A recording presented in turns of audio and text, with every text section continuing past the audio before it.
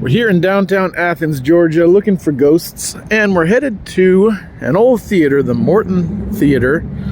Maybe one of the most haunted theaters in Georgia or in the southeastern United States in general. We're here in the historic downtown part of Athens now, and we're walking down Washington Street past the Smoker's Den, headed to this theater.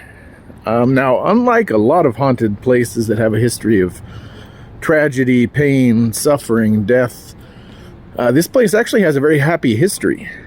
It's now, it was a crematorium and a mortuary at one point, I believe, so that could have something to do with the haunting. And I know folks say that multiple people say they've seen children's ghosts, little children running around in there. That could have something to do with the people embalmed there or cremated. But in general, the history behind this place is actually very cool. The Morton Theater, it was created by Monroe Morton, and it was the first vaudeville. Let me get the facts straight. To get these facts, I've been reading a book by Tracy Adkins, Ghosts of Athens. Highly recommend it. Ooh. All right, let's check out these church bells. Nice touch. This book goes through the ghosts of Athens all throughout town and in the surrounding area. Now, there's a sequel to it also. And, oh, shit! Oh, I almost stepped in that. A little human excrement there. I lost my train of thought. Monroe Morton. This was the first, and it's the oldest still running black-owned theater I think in the United States. Built back, it was a vaudeville theater originally, built in the early 1900s. Mr. Morton, his friends called him Pink. He was a very wealthy man here in Athens. When he died, he owned, I think, 30 buildings throughout town. And very successful man, and he cared about the arts, cared about culture. And is there a little button here? No, there's not. And so he built this theater, and he was actively involved. He didn't have to be, but he was very hands-on in the productions that were put on in this theater. We're not there yet. We're still a different part of downtown right now. But oh, here we go.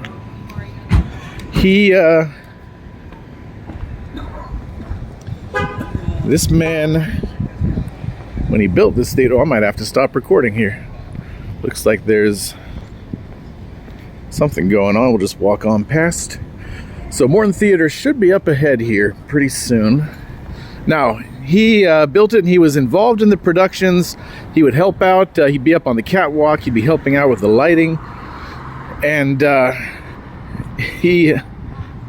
don't know what this police activity was about. And so people say they've seen his ghost in there too. They say they see an older black man with a beard in overalls up on the catwalk. One electrician was in there, and he brought his daughter along to work, and his daughter was waving up at the catwalk, smiling. He said, "What? Who are you waving at?"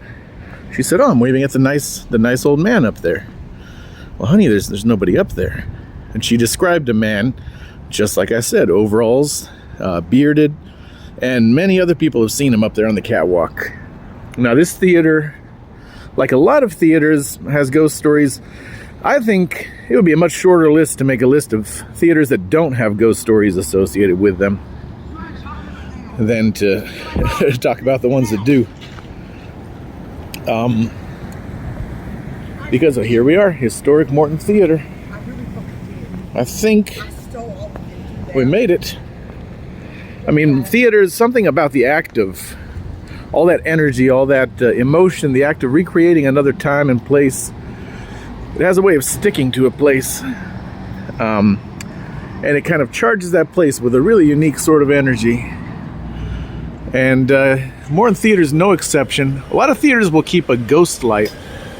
They'll keep a lantern on stage during productions. They call it the ghost light. It's to keep the ghost happy so things won't go missing during production. Also, there's a practical reason for that. It's so that people don't trip, because during production, people are moving back and forth, putting the sets up, got the costumes, so you keep a light on at all times. The theater at my old alma mater, where I went to college, Point Loma Nazarene University in San Diego, has their theater has a ghost light, and it has a ghost, and has a lot of ghost stories. So Morton Theater here, from what I've read in Tracy's book, Morton Theater, more than a ghost light, they have literal ghost lights that appear on stage. Apparently some people will see like a pulsating blue light on stage when everything's dark in here.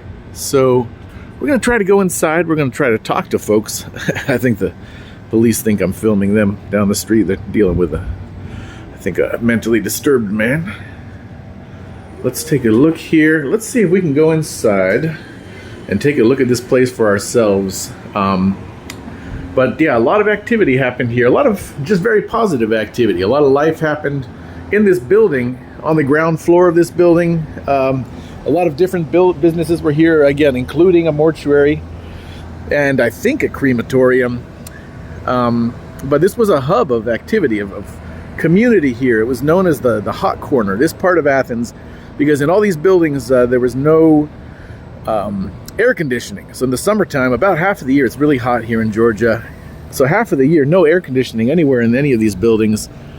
And so a lot of different nightclubs and musicians would play around here. Here in the Morton Theater, actually, Duke Ellington played here, Louis Armstrong. Really some greats of music played here. And so people would have to keep the windows open during those hot summer months. And they said the music just spilled out onto the street, and all that life and all that vibrant energy, you could feel it. And this was the happening place to be. So maybe those moments from the past kind of stuck onto this place. These memories of the past, maybe this theater remembers that bygone era when this was the place to be in Athens. Now let's see if we can go inside. Let's get another shot of the cool sign right out front here. Historic Morton Theater.